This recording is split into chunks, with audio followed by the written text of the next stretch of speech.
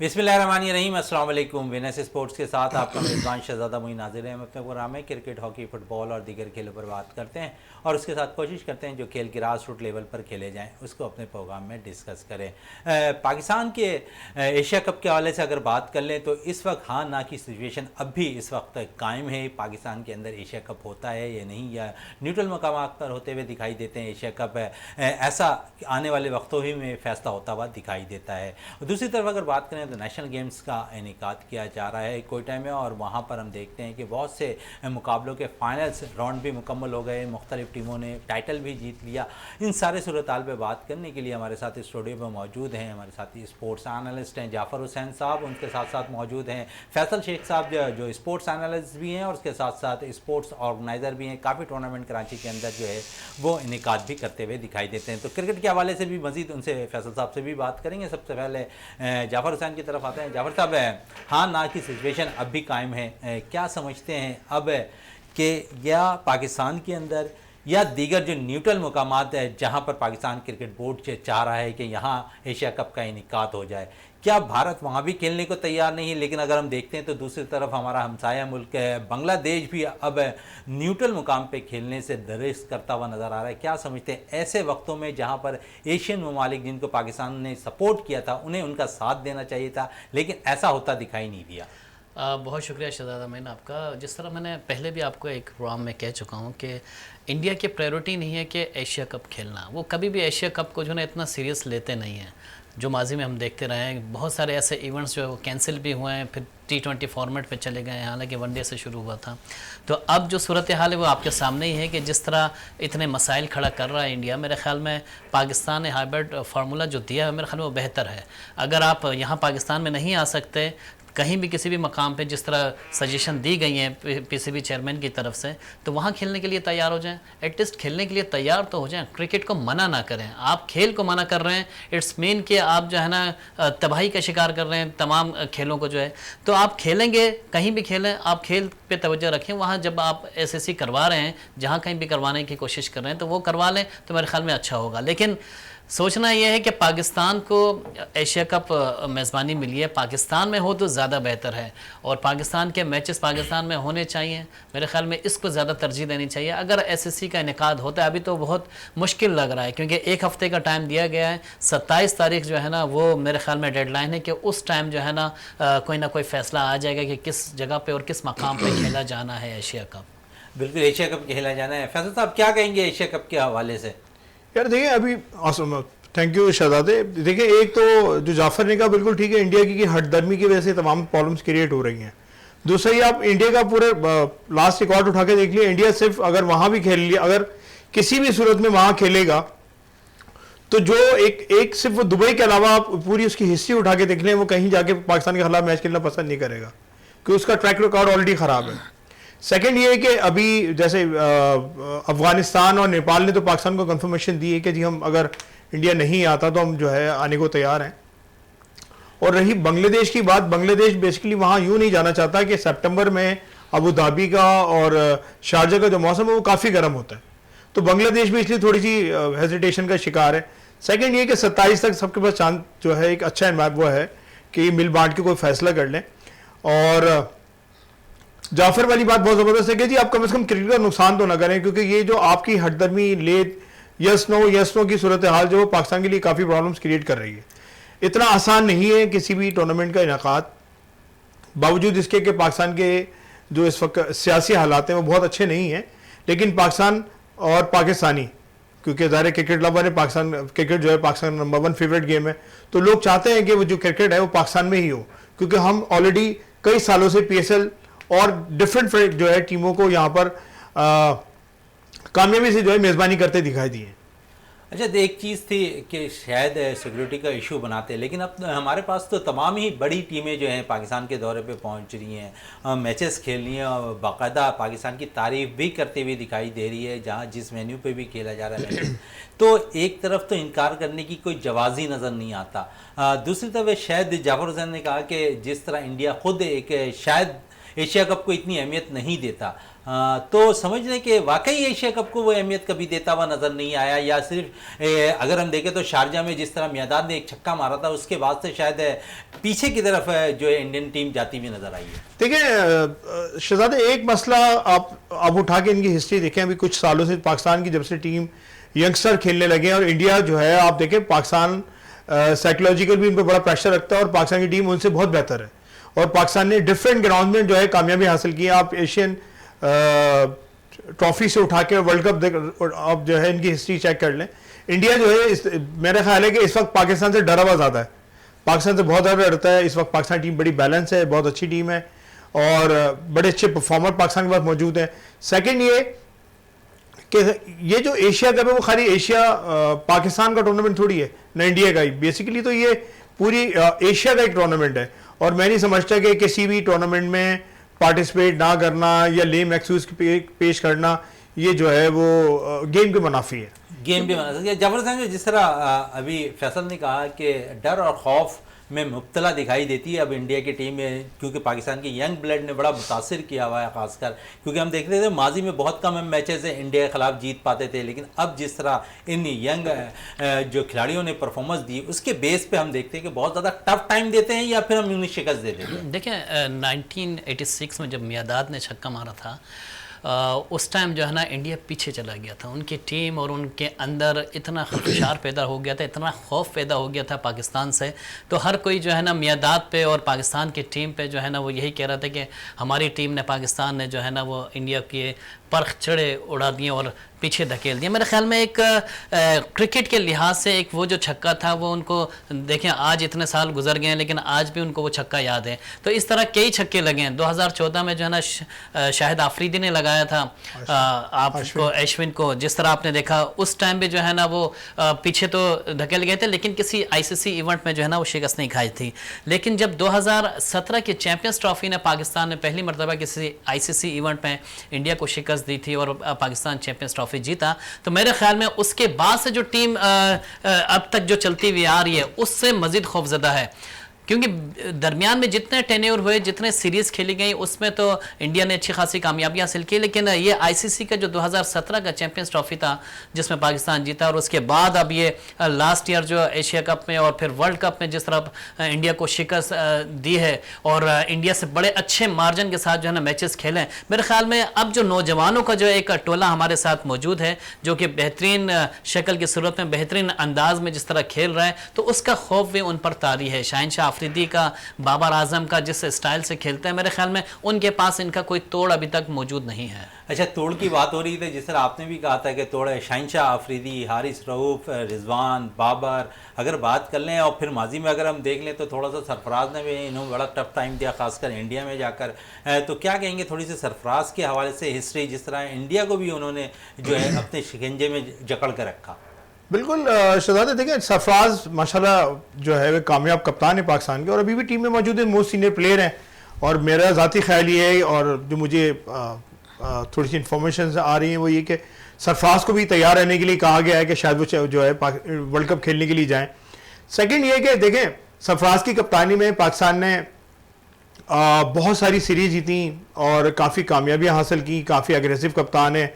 और ये जो पाकिस्तान के पास जब जो भी इस तरह के कैप्टन गुजरे हैं उससे इंडिया हमेशा खौफ खाता है, क्योंकि ये दिलेर कप्तान है, फ्रंट से कैप्टनशिप करते हैं, फ्रंट से लीड करते हैं। और आप मोहम्मद आमिर का स्पेल उठा के देख लें, आप जुनैद खान का स्पेल उठा के देख लें, आप शाहिनशाह आफरीदी का स्पेल उठा के देख लें, ये हमेशा पाकिस्तान के जो फास्ट बॉलर हैं, खासकर जो लेफ्ट आर्म फास्ट बॉलर हैं, वो इंडिया को हमेशा से तिगनी का नाच नचाते आए हैं। बिल्कुल, तो इंडिया के लिए बड़ी खौफ की अलामत है। नाच नचाते हुए नजर आए। थोड़ी सी बात अगर लेफ्ट आर्म फास्ट बॉलर की हो रही है तो जाफर हुसैन से भी बात करते हैं। जाफर साहब, लेफ्ट आर्म से बहुत ज़्यादा मुतासिर भी है। अच्छा, अगर देख लें वसीम अकरम से लेकर अब तक जो भी शाहिनशाह आफरीदी तक हमारे पास अच्छे बॉलर्स निकल कर आए हैं लेफ्ट आर्म। इंडिया इस पर थोड़ा सा कमज़ोर भी नज़र आता है। और अगर हम देखें तो अगर इस टीम के अंदर अगर हतमी टीम जाती है वर्ल्ड कप के लिए तो मीर हमज़ा को आप कहाँ देख रहे हैं? देखिए नहीं, मीर हमज़ा ने जितनी क्रिकेट खेल ली तो मेरे ख्याल में पाकिस्तान की तरफ से खेल लिया, अब उनका कोई चांस बनता नहीं है। उसका रीज़न ये है कि पाकिस्तान में बहुत सारे ऐसे फास्ट बॉलर्स अब आ रहे हैं, नौजवान राइट आर्म आ रहे हैं, लेफ्ट आर्म अभी भी आपके पास कमी है। देखिए लेफ्ट आर्म आपके पास अब शहनशाह अफरीदी है, इसके अलावा आप अगर डोमेस्टिक में चले जाएं तो आपको काफ़ी ऐसे खिलाड़ी मिलेंगे, स्पिनर्स आ रहे हैं, आपको फास्ट बॉलर्स भी आ रहे हैं, ऐसा कोई वो नहीं है क्योंकि पाकिस्तान तो ज़रख़ेज़ ज़मीन है, यहाँ पे क्रिकेटर हर सीज़न में निकल कर सामने आ जाते हैं। अगले PSL में देखिएगा फिर एक कोई नए खिलाड़ी सामने आ जाएगा, तो ऐसा कोई वो नहीं है कि आप प्लेयर्स नहीं है। हाँ, कोयटा का एक लड़का है, बहुत अच्छा फास्ट बॉलर है, मैं एक्चुअली उसका नाम भूल रहा हूँ, लेकिन जिस तरह वो लेफ्ट आर्म बॉलर है वो उसको कहा जा रहा है कि वो मोहम्मद आमिर का मुतबादिल है। तो आप देखिएगा इंशाल्लाह अगले सीज़न में अगर वो आ जाता है तो आप उसकी बॉलिंग बिल्कुल आउट क्लास है और उसी तरह रफ्तार से और रिदम से जो है ना लेफ्ट हैंड बॉलिंग करता है। दीगर आपने बात की कि इंडिया की मेरे ख्याल में आशीष नेहरा हो गए या इरफान पठान हो गए, इन्होंने बड़े अरसे क्रिकेट खेली और लेफ्ट आर्म इनके भी बड़े अच्छे बॉलर्स गुजरे हैं। लेकिन चूँकि जो बात हो रही है करंट सिचुएशन की, मेरे ख्याल में अब जो सूरत हाल है वो हमारे बॉलिंग अटैक एक मरतबा फिर जो है ना 90s की तरह का जो है ना एक टॉप स्टार जो है ना हमारे 5-6 खिलाड़ी जो बॉलर्स हैं, मैन बॉलर्स, उनकी सूरत में सामने आए जो कि दहशत फैलाने वाले हैं। आप देख लें हारिस को देख लें, आप देख लें शहनशाह अफरीदी को देख लें, कदामत और उसके बाद एग्रेसिव, उसी तरह का अंदाज एक दिखाई दे रहा है जो कि 90s में हम दिखाया करते थे हमारे फास्ट बॉलिंग अटैक। तो हो सकता है कि उसी की जो दहशत है उससे खौफजदा हैं बाकी तमाम टीमें और बाकी जिस तरह इंडिया खौफजदा है कि वो नहीं खेल पा रहा, नहीं खेलना चाह रहा। असल में जो मुद्दा है ना एशिया कप का वो यही है कि हम अगर क्रिकेट खेलेंगे तो हमारे जो वर्ल्ड कप हो रहा है हमारे मुल्क में, यानी कि इंडिया के मुल्क में जो वर्ल्ड कप खेला जा रहा है, तो उसकी जो खामियां और खूबियां हैं ना वो पता चल जाएंगे पाकिस्तान को। असल में खौफ इस बात का है कि जो उनकी प्लानिंग है, जो उनकी तैयारी चल रही है, उसका हिस्सा जो है ना वो तमाम चीज़ें जो है ना पाकिस्तान को पता चल जाएंगी, वो बाकी टीमों को पता चल जाएंगे, उससे वो खौफजदा ज़्यादा है। खौफजदा की बात हो रही है तो मज़ीद फैसल साहब से भी बात कर लें। फैसल साहब, जिस तरह इन्होंने कहा कि इंडिया अगर खेल जाता है तो उनकी खामियां हमें वाज़े तौर पर नज़र आ जाएंगी, पाकिस्तान की भी बहुत सी खामियां हैं, इंडिया फिर क्यों डर रहा है? जब उसे हर चीज़ की खामियां अपने अंदर नज़र आ रही तो दूसरे के अंदर भी तो चीज़ें नज़र आ रही होंगी ना। देखिए इंडिया की आप हिस्ट्री उठा के देख लें, इंडिया हमेशा से डरपोक ही रहा है। और बड़ी अच्छी बात कही जाफर ने कि वो एक टूर्नामेंट सितंबर में एशिया कप और सिर्फ 2 वेरी नेक्स्ट मंथ जो है आप वर्ल्ड कप खेलने जाएंगे, और इंडिया ने जो भी तैयारी की डेफिनेटली वो एक्सपोज हो जाएंगी जब आप ग्राउंड में उतरेंगे। आपकी जो भी आपकी तैयारी है, अच्छी बुरी जो भी सूरत हाल है, वो तो ज़ाहिर है कैमरे पे नज़र आएगी और ऑन ग्राउंड भी नज़र आएगी। तो हो बात ठीक है, ऐसा हो सकता है कि इंडिया को एक खौफ ये है। और सेकंड ये है कि ज़ाहिर स्पॉन्सर्स जो मेजॉरिटी में इंडिया की है, तो इंडिया नहीं चाहता कि यार हम एशिया कप में भी पाकिस्तान से हारे हैं और वर्ल्ड कप में तो ऑलरेडी जितनी बड़ी हमारी टीम है इंडिया के लिए बहुत, मेरे ख्याल है, मैं समझता हूँ, बड़ी जिम्मेदारी से कहता हूँ, बहुत मुश्किल होगा पाकिस्तान कोई बड़ा ब्लाइंड कर जाए तो शायद इंडिया जीते, वरना इंडिया के जीतने का कोई चांसेस नहीं है। जितनी मैंने सभी रिपोर्ट्स देखी है, जितनी मैंने छोटी मोटी क्रिकेट खेली और खिला ली है, उससे तो मुझे ये अंदाजा होता है कि इंडिया बैकफुट पर है और यही शायद खौफ है जिसकी वजह से एशिया कप से दूर भाग रहा है। लेकिन आपने खौफ की बात की, इंडिया मीडिया तो हमें खौफ की अलामत समझता दिखाई दे रहा है। सर इंडिया मीडिया तो देखें, आप इंडिया की हिस्ट्री उठा के देख लें, जब अभी यही लास्ट वाला एक टूर्नामेंट उठा के देख लें जब उन्होंने जनाब ज़मीन आसमान एक किया हुआ था तो मैच से पहले, और मैच के बाद फिर वो जो मौका शुरू हुआ तो वो आज तक चला जा रहा है। और वो मौका सरफराज ने अपने घर की गैलरी में भी जाके रिपीट किया। तो मेरे ख्याल में इंडिया जो है वो कागजी शेर है और हमेशा से कागजी शेर ही साबित हुआ है। जहां हमारे टाइगर्स माशाल्लाह, अब तो एहसानुल्लाह भी आ गए हैं, और जाफर की बात ठीक है, पाकिस्तान जो है वो एक समझे कि नर्सरी है स्पोर्ट्समैन क्रिकेटर्स की, खासकर एक लंबी कतार दूर तक हमें नजर आ रही है।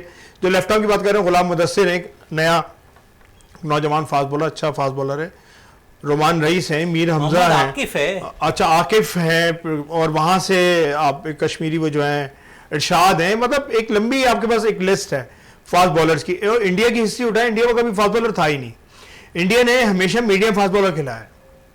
तो ये 140 और 140 प्लस में आगे इंडिया फंस जाता है, और ये पेसर्स पर आकर इंडियन कहीं ना कहीं थोड़े से डरपोक हैं, और वो हमेशा चाहते हैं कि ऐसी विकेटों पर मैच खेला जाए जहां पे हमें हमारे बैट्समैन जो है वो ज़्यादा से ज़्यादा रन करें और कामयाबी हासिल करें। हमेशा आप देखिए उनके विकेट रिकॉर्ड उठा के देख लें, उनके खिलाफ इंग्लैंड आ जाए, वेस्ट इंडीज़ आ जाए, न्यूजीलैंड आ जाए, विकेटें उन्होंने अपने मिजाज के मुताबिक बनानी होती हैं। वो कभी भी जो है ना वो ब्रेवली मैचेस नहीं प्ले करते। बिल्कुल, विकेटें अपने म्यार के मुताबिक ही इंडिया अपने पास बनाती हुई दिखाई देती है, क्योंकि उन्हें जो अपने मुल्क के अंदर हार का खौफ ज़्यादा दिखाई देता हुआ नज़र आता है। इस वक्त अब मुझे ब्रेक के लिए कहा जा रहा है, ब्रेक से वापस आते हैं तो गुफ्तगू को मज़ीद जारी रखते हैं।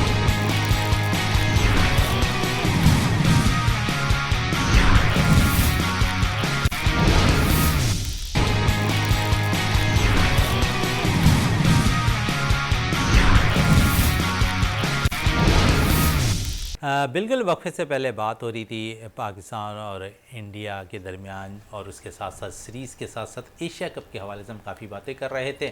अब थोड़ी सी बात कर लें, आज से विमेंस कप पाकिस्तान में कराची में ख़ास स्टार्ट हो गई है, जहाँ 4 टीमें हैं और ये मैचेस जो हैं जिस तरह खेले जा रहे हैं, इस हवाले से भी बात कर लेते हैं जाफ़र हुसैन साहब से। जाफ़र साहब, आज से ख़वातीन के लिए ख़वातीन कप समझ लें स्टार्ट हो गया, और जहाँ पर 4 टीमें हिस्सा ले रही हैं। कैसा देखते हैं अब ख़वातीन के अंदर, क्योंकि अब प्लेयर्स की तादाद भी बढ़ती जा रही है, और जिस तरह हमने देखा कि अभी माजी में बड़े ज़बरदस्त टूर्नामेंट्स रहे, लास्ट टाइम लाहौर में बड़ा ज़बरदस्त टूर्नामेंट रहा ख़वातीन का, और कुछ फ़ायदा इसका ये हुआ कि हमें अच्छे प्लेयर्स निकले, और फिर जब हम गैर मुल्की दौरे पे गए तो वहाँ पर भी खिलाड़ियों की परफॉर्मेंस हमने देखा कि कुछ बेहतर नज़र आई।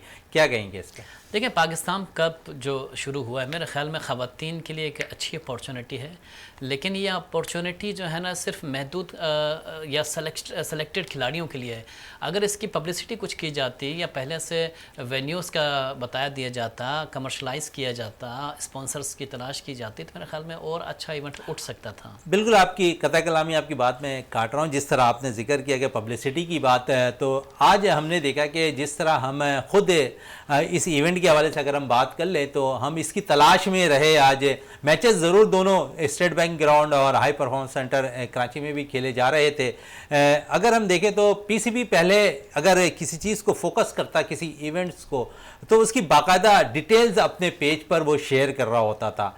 आज हमने देखा कि शायद इस मैच के हवाले से उन्होंने जो है कोई भी अपडेट जो है मीडिया को रिलीज़ नहीं की, हत्ता कि अब भी काफ़ी वक्त गुजर चुका, अब तक उन्होंने कोई चीज़ें जो है मीडिया को रिलीज़ नहीं की है। क्या समझते, कोई अहमियत उनकी नज़र में शायद पाकिस्तान कप की विमेंस की नज़र नहीं आ रही? नहीं, ऐसी बात नहीं है। देखें, पीसीबी में उखाड़ पुछाड़ का सिलसिला जारी है। आपको मालूम है कि कुछ लोग आ रहे हैं, कुछ लोग जा रहे हैं, और चेयरमैन पीसीबी भी यहाँ पर मौजूद नहीं है। लेकिन जिस तरीके से मीडिया मैनेजमेंट चल रही है, मेरे ख्याल में वो ठीक है, बेहतर है, और अच्छे तरीके से चला रहे हैं समीउल हसन बरनी साहब। लेकिन यहाँ की कराची की अगर बात करें तो कोई ऐसा नुमाइंदगा है नहीं जो कि इसको देख सके। इवेंट तो छोटा नहीं है ना। जिस तरह अमाद हुआ करते थे, जिस तरह कोई एक मैनेजर स्पोर्ट्स का हुआ करता था आपके मीडिया का, और जितनी खबरें वो डाला करता था, कोई ऐसा नुमाइंदगा अभी मौजूद है नहीं, और किसको, क्योंकि उसको अपॉइंट ही नहीं किया अभी तक।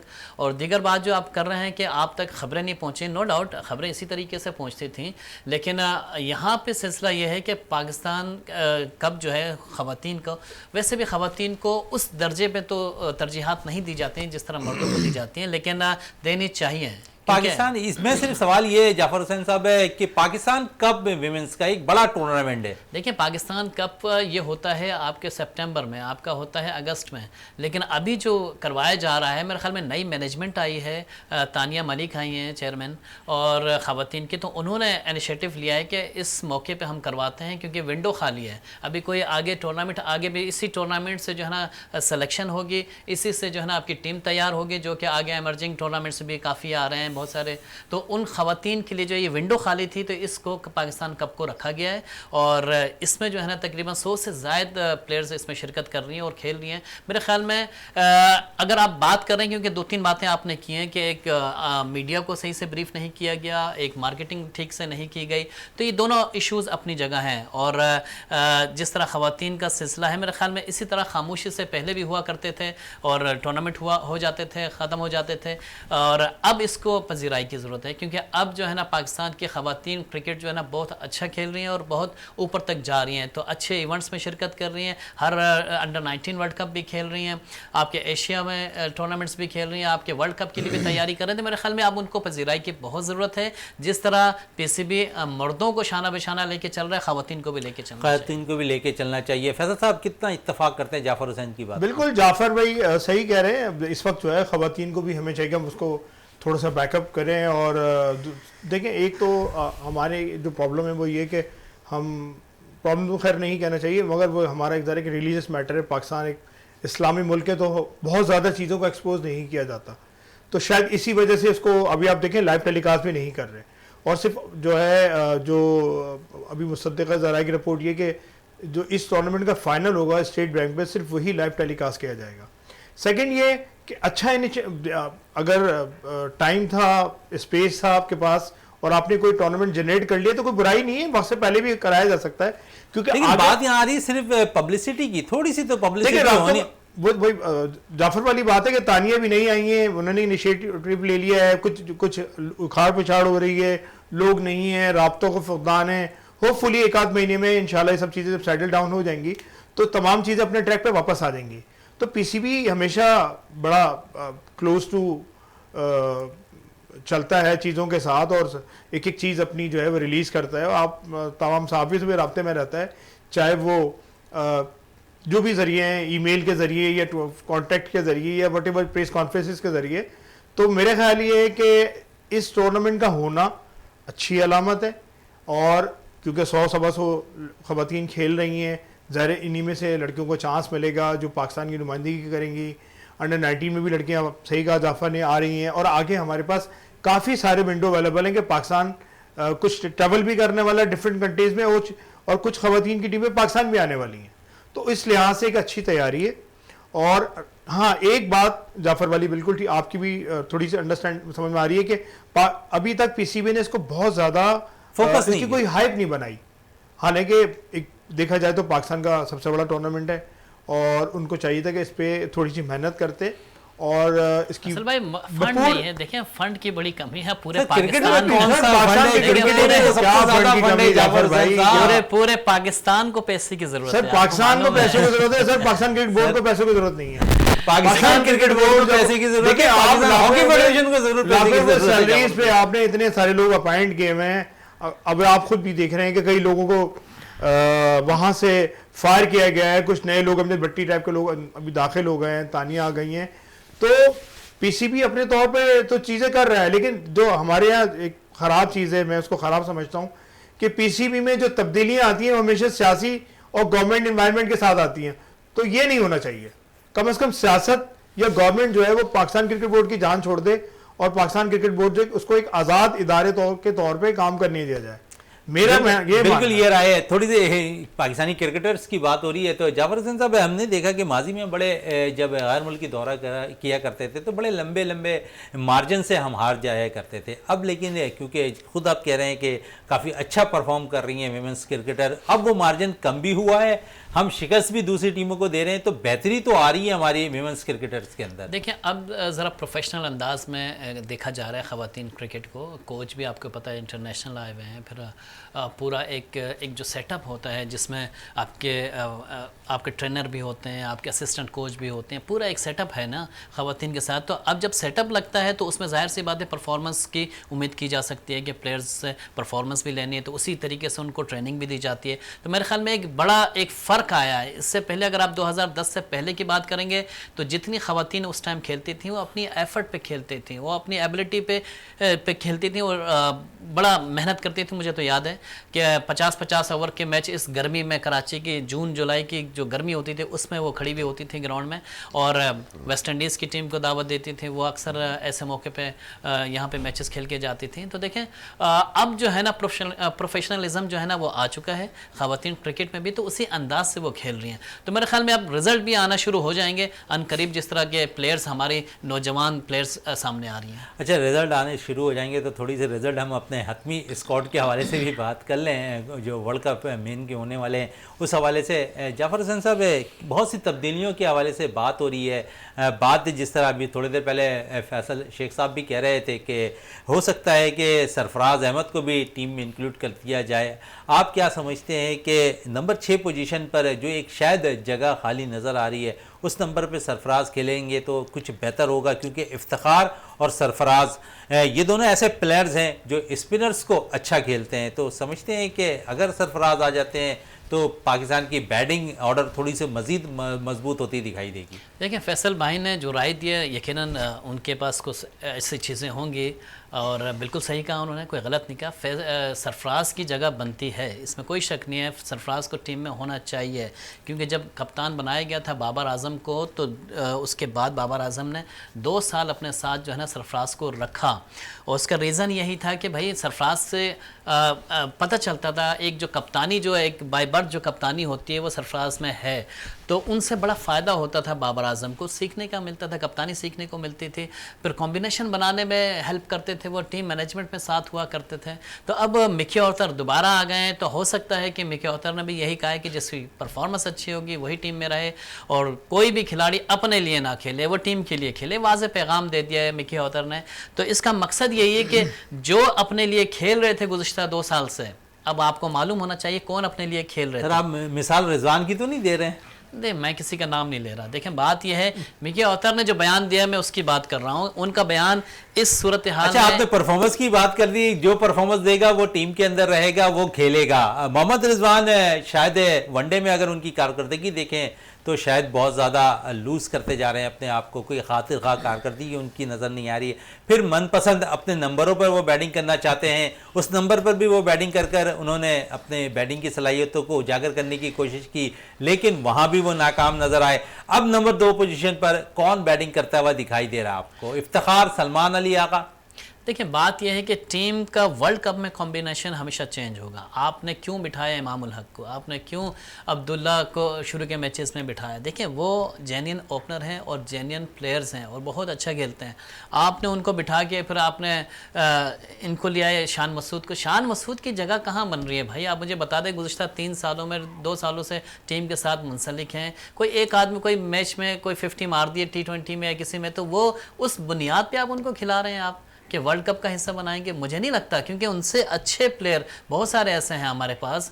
इवन आप सरफराज की बात कर रहे थे, सरफराज को वर्ल्ड कप का हिस्सा होना चाहिए, मैं खुद एग्री करता हूँ। उसका रीज़न ये है कि वो सिर्फ एक मौके पे आपका हेल्प नहीं करेंगे, वो कई मौक़ों पे आपकी हेल्प करेंगे, टीम का कॉम्बिनेशन बनाने में, कप्तानी को सहारा देने में, और आपके जो एक एटमॉस्फेयर होता है जहाँ पे वर्ल्ड कप खेला जा रहा है उस प्रेशर को हैंडल करने में। असल चीज़ होती है प्रेशर हैंडल करना। तो प्रेशर हैंडल करने वाला कोई ऐसा प्लेयर इस टाइम मौजूदा क्रिकेट सरफराज के अलावा कोई नहीं है। बिल्कुल है फैसल साहब, है जिस तरह बाय बर्थ कप्तान के हवाले से बात हो रही है, तो सरफराज बाय बर्थ अगर देखें तो वो कप्तान है। जिस तरह उन्होंने शुरू से लीडिंग करते हुए आए हैं टीमों की, अंडर 16, 19 ए, फिर पाकिस्तान, फिर क्लब लेवल जितने भी क्रिकेट वो खेलते हैं, फिर कोयटा ग्लैडिएटर्स, वहाँ से भी वो उनकी कप्तानी करते दिखाई देते हैं। तो बाय बर्थ तो वो कप्तान है। जाफर हुसैन से जिस तरह ये कह रहे हैं कि पाकिस्तानी टीम को बहुत ज़्यादा हेल्प आउट मिलेगी, बाबर आजम को हेल्प आउट मिलेगी अगर सरफराज टीम का हिस्सा बन जाते हैं। देखिए, बिल्कुल सही कह रहे हैं जाफर। अगर आप इस वक्त की मौजूदा टीम को जो स्टैट्स देखें तो सबसे सीनियर प्लेयर इस वक्त सरफराज हैं। आपको याद होगा जब सरफराज कप्तान थे तो उन्होंने मैनेजमेंट से लड़ झगड़ के मोहम्मद हफीज़ और शुएब मलिक को अपने साथ रखा था, सिर्फ इसीलिए कि एक्सपीरियंस प्लेयर थे और वहाँ उनकी जगह बनती थी, तो सरफराज ने उनको खिलाया। तो इसी तरह मैं समझता हूँ इस वक्त जो मौजूदा सूरत हाल है हमारी ओडीआई टीम की, क्योंकि अब आप वर्ल्ड कप खेलने जा रहे हैं, कोई मामूली सीरीज नहीं है। वर्ल्ड कप में कोई भी ऐसा प्लेयर नहीं है जो इंडिया में खेल चुका हो। जी, वो भी है। और दूसरा ये कि सरफराज क्योंकि ऑलरेडी कप्तानी करते आ रहे हैं और इंडिया को उन्होंने माशाल्लाह बहुत 20वीं दफ़ा उनको शिकस्त भी दी है, वर्ल्ड कप एशिया कप का फाइनल भी मारा है। तो उस हवाले से तो कोई दो राय है नहीं कि सरफराज जो है वो ज़हनी तौर पर एक बहुत मजबूत कप्तान भी है और एक इंसान भी है। सेकेंड ये रिजवान की आप बैटिंग T20 के अलावा आप मुझे बताएं उसकी परफॉर्मेंस क्या है? आपने इतनी सारे प्लेयरों का खिला लिया, हैदर अली आपने खिलाया, आसिफ अली आपने खिलाया, खुर्शीद शाह आपने खिलाया, शान मसूद तो फिर लेकर आ गए, अजहर अली तो चलो वॉकआउट कर गए, हफीज, अब्दुल्ला शफीक को कैसा देख रहे हैं? अब्दुल्ला शफीक देखें अच्छे प्लेयर हैं, मैं समझता हूँ उसमें कोई बुराई नहीं है, अच्छा प्लेयर है, लेकिन अकॉर्डिंग टू सिचुएशन अगर आप समझते हैं ज़रूरत के लिहाज से अगर उसकी परफॉर्मेंस है तो ज़रूर उसको चांस दें। अच्छा प्लेयर है, यंग प्लेयर है। टेस्ट में बहरहाल उसकी बड़ी मुश्किल से कुछ परफॉर्मेंस बेहतर हुई है। शुरू में तो आपने देखा वो 6, 7, 8 टेस्ट तक तो उस बेचारे से रन ही नहीं हो रहे थे, लेकिन वो अच्छा प्लेयर है और काफ़ी अब उसने अपना माशाल्लाह से सलाहियतों का जौहर दिखाए पाकिस्तान टीम में और एक तो अच्छी परफॉर्मेंस भी उसकी शो हुई है, नो डाउट अच्छा प्लेयर है। लेकिन पाकिस्तान टीम को मैं समझता हूँ क्योंकि वर्ल्ड कप है, जाफर ने बड़ी सही बात की कि वर्ल्ड कप में आपको वर्ल्ड कप वाली टीम ले जानी पड़ेगी। यहाँ PSL नहीं हो रहा, ना ही आपकी कोई ट्रायंगुलर सीरीज हो रही है कि आप जिसको चाहे उठा के मुंह उठा के चांस दे दें। यहाँ आपको अपनी जो आपकी बेस्ट स्ट्रेंथ है उसी को लेके जाना होगा ताकि इंडिया को शिकस्त दी जा सके। हमेशा देते हैं, एक मरतबा फिर दें। पाकिस्तान के पास बहुत अच्छे प्लेयर्स मौजूद हैं, बैक टू बैक प्लेयर्स मौजूद हैं मैं समझता हूँ, और सरफराज को लाजमी टीम का हिस्सा बनाए। 50 ओवर की क्रिकेट है, तजुर्बाकार कप्तान है, ना सिर्फ ये कि वो कप्तानी में मदद करेंगे बल्कि वो अपनी बैटिंग से, जो पीछे के नंबर पर अच्छे बैट्समैन है, रन अच्छी बैटिंग करते हैं, तो वो भी आपके लिए एक सहूलत होगी। बिल्कुल सहूलत होगी। हुसैन साहब, बॉलिंग स्टैंड हमारी बहुत मजबूत है अगर देखें तो, फास्ट बॉलिंग स्पिनर्स के डिपार्टमेंट की अगर हम बात कर लें तो उसामा मीर बड़ी ज़बरदस्त बॉलिंग का मुजाहरा कर रहे हैं। अब क्या समझते हैं कि शादाब, उसामा मीर, अम्माद वसीम और उसके साथ मोहम्मद नवाज़, कैसा देख रहे हैं कि इनमें से अगर आपको इन 4 में से 2 की सिलेक्शन करने के लिए दी जाए आप अपनी राय में, तो किन दो बॉलर्स को आप चॉइस करेंगे, 2 स्पिनर्स को? देखिए मेरे ख्याल में अगर आप ये सवालिया निशान मुझ पे छोड़ रहे हैं तो बेहतर नहीं है, सिलेक्शन से ये सवाल होना चाहिए। आपके सामने परफॉर्मेंस बता रही है। देखें, आपके इमाद वसीम को तजर्बा हासिल है, हर चीज़ का तजर्बा है, बॉलिंग वर्ल्ड कप का भी है, आपके चैम्पियंस ट्रॉफी विनिंग टीम का हिस्सा हैं, उनको भी बैटिंग में भी अच्छे हैं, कंप्लीट ऑलराउंडर हैं। अगर फ़हीम अशरफ को आप डाल सकते हैं तो सलमान आगा को डाल सकते हैं, तो इमाद वसीम को क्यों नहीं डाल सकते एज ए ऑलराउंडर? आप नवाज़ को अगर डाल सकते हैं तो आप इमाद को क्यों नहीं डाल सकते? आप अगर डालना चाह रहे हैं आप अब दूसरी आपने बात की कि शादाब और उसामा मीर के, देखिए शादाब और उसामा मीर जो है ना, शादाब को तजर्बा हासिल है और बहुत अच्छी बॉलिंग है, मैं तरजीह दूंगा शादाब को। उसामा मीर को अभी थोड़ा सा टाइम चाहिए, क्योंकि अक्सर विकेटों पे जो है ना वो नाकाम रहे हैं, जहाँ पे उनको विकेट लेनी चाहिए थी उस मौके पे वो विकेट नहीं ले पाए। तो बाकी ये है कि शादाब मेरे ख्याल में ज़्यादा बेहतर चॉइस हैं और इमाद वसीम ज़्यादा बेहतर चॉइस हैं। अदरवाइज़ ये है कि आपकी पूरी टीम जो भी हो, जो एशिया कप खेलनी है वही टीम आपकी जो है ना वर्ल्ड कप के लिए तैयार होनी चाहिए। अब दूसरी बात, एक बात नोट कर लीजिएगा कि ये जो एशिया कप की जो कहानी चल रही है, मुझे ऐसा लगता है कि इंडिया या तो खेलेगा नहीं, अगर खेलेगा तो अपनी बी टीम भेज देगा खेलने के लिए।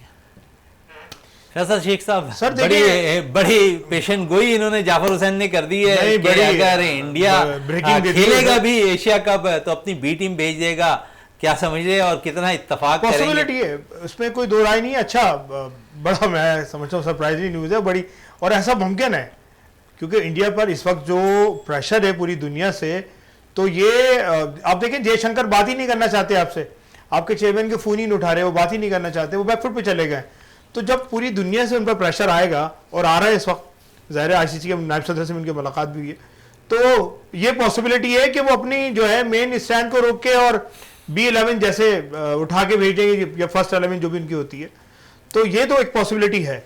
रहा ये कि सरफराज, और उसमें जो मैं समझता हूँ सरफराज को एज हासिल है, 2017 से 6 सालों को उसको पाकिस्तान टीम के साथ कंटिन्यू हो गए, अच्छे बॉलर है, बैटिंग बहुत अच्छी करते हैं, फील्डर भी बहुत तगड़ा है, और इस्लामाबाद यूनाइटेड की कप्तानी भी कर रहे हैं। तो मैं समझता हूँ कि बेहतर है, शादाब की बात, शादाब बेस्ट है, शादाब बेस्ट है। दूसरी बात बड़ी ज़बरदस्त है, इस टीम स्क्वाड के हवाले से अगर बात कर लें तो दूसरी चीज़ यही नज़र आ रही है हमारे अंदर कि अगर थोड़ी सी ओपनर्स के हवाले से हम बात करें तो इमामुल हक अच्छा परफॉर्म कर रहे हैं, साथ साथ फ़खर जमान अच्छी परफॉर्मेंस करते दिखाई दे रहे हैं, शान मसूद ऑनर ऑफ जो कोई अच्छी ख़ास इनिंग तो नहीं खेल पा रहे हैं। क्या समझते हैं कि इस वर्ल्ड कप के अंदर जो, लेकिन कुछ हम देखते हैं कि नाराज़गियाँ भी खिलाड़ियों के दरमियान चल रही हैं, तो इसमें आप समझते हैं कि इमामुल हक टीम का हिस्सा बनते दिखाई दे रहे हैं वर्ल्ड कप के अंदर? देखिए, ये तो जो नाराज़गियाँ हैं, शिकायतें हैं, लड़ाई झगड़े, ये तो हमेशा हर टीम में होते हैं, और मेरे ख्याल में इसको इतना सीरियस नहीं लेना चाहिए। सबसे जो ख़ास बात यह है कि मैं ये समझता हूँ क्योंकि वर्ल्ड कप का मामला है, और वर्ल्ड कप की जो टीम बनेगी उसके अंदर इमाम का होना ज़रूरी है, इमाम का खेलना ज़रूरी है, इमाम का स्ट्राइक रेट बहुत अच्छा है, इमाम की परफॉर्मेंसेस बहुत अच्छी हैं, और रहे आपके शान मसूद मेरे ख्याल में टेस्ट प्लेयर बहुत अच्छे हैं, लेकिन वो इतने अच्छे जो है ओडीआई में उनकी इतनी अच्छी परफॉर्मेंस नहीं है, ना ही टी20 में सिर्फ वो मुल्तान सुल्तान की नुमाइंदगी कर गए, अदरवाइज उनकी इतनी अच्छी परफॉर्मेंस तक रही नहीं है। तो मेरा नहीं ख्याल कि शान में और इमाम में कोई वो है कोई आप समझें कि कोई मुकाबला है। इमाम बहुत बेहतर है, इमाम को खिलाना चाहिए, और मेरा ज़ाती ख्याल है कि इमाम ज़रूर खेलेंगे, पाकिस्तान टीम की नंबर 1 चॉइस है, बहुत अच्छी उन दोनों की अंडरस्टैंडिंग भी है, और अच्छा कपल है ओपनर्स का, हमारे दोनों लेफ्ट आर्म्स का, दोनों की आप देखें थ्रू आउट अच्छी परफॉर्मेंस है, एक अच्छी अंडरस्टैंडिंग है। तो मेरा नहीं ख्याल कि इमाम जो है वो टीम से आउट हो, टीम से आउट हो। जाफर हुसैन साहब, इमाम के हवाले से अगर हम बात कर लें तो बात शायद अब बिगड़ती जा रही है, ऐसे बयानात आते दिखाई दे रहे हैं कि शायद Imamul Haq world cup team का हिस्सा ना हो। नहीं, ऐसा कुछ नहीं है। देखें, बात यह है कि एक फ्रस्ट्रेशन होती है।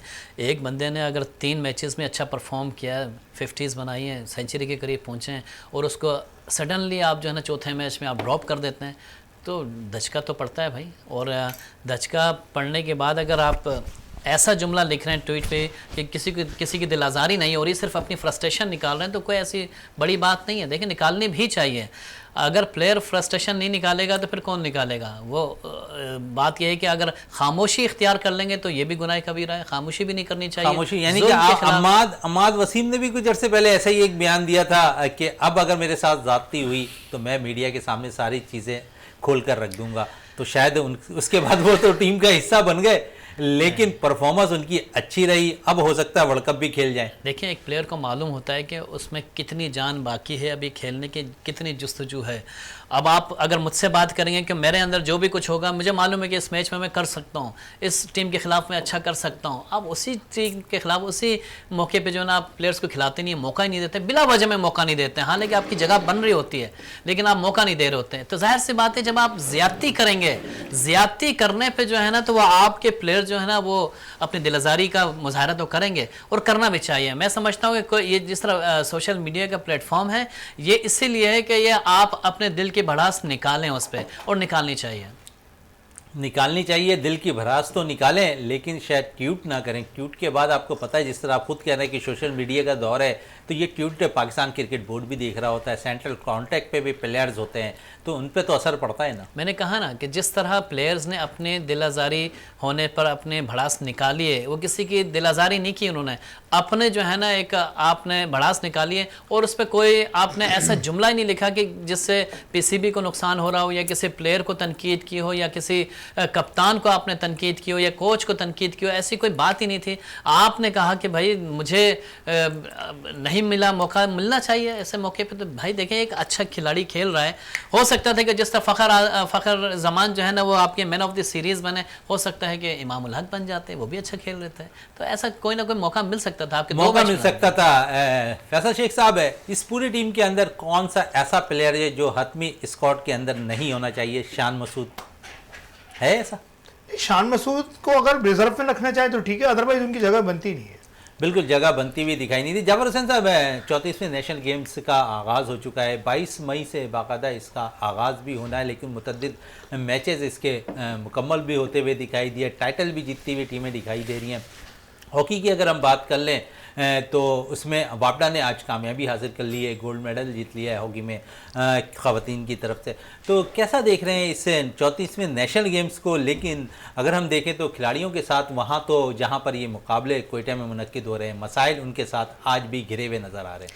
देखिए शहजादा मोइन, ये नेशनल गेम्स जो है ना, मुझे ऐसा लग रहा है सिर्फ़ और सिर्फ पाकिस्तान आर्मी और पाकिस्तान वापडा का मुकाबला चल रहा है। बाकी दीगर जितने सूबों की टीमें और खिलाड़ी आए, वो उनकी उस तरह की कारकर्दगी नहीं है जिस तरह की थोड़ी सी HSC ने मेहनत की है, शायद वो नज़र आ रहे हैं। HSC ने तो देखिए, अभी ये जुमा 8 दिन हुए हैं इनको टीम बनाए हुए, दूसरों के पकड़ दकड़ करके तो टीम इन्होंने तश्कील दी है। तो मेरे ख्याल में इनको अभी टाइम चाहिए उनका मुकाबला करने के लिए। वो डिपार्टमेंट है पाकिस्तान आर्मी, नो डाउट। जिस तरह उनकी बर्तरी पहले नेशनल गेम से ही उनकी बर्तरी हासिल है, तो आज तक उनकी बर्तरी चल रही है, उनको तो कोई शिकस्त देने वाला है ही नहीं पाकिस्तान में।